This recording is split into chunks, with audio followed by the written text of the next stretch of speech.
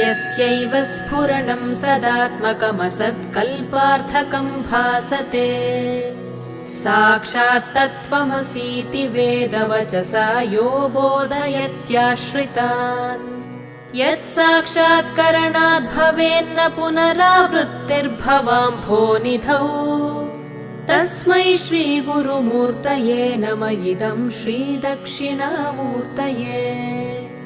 तस्मै श्रीगुरुमूर्तये नम इदं श्रीदक्षिणामूर्तये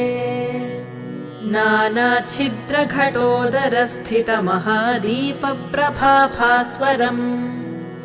ज्ञानं यस्य तु चक्षुरादिकरणद्वारा बहिस्पन्दते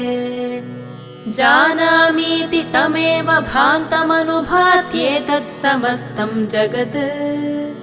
तस्मै श्रीगुरुमूर्तये नमः।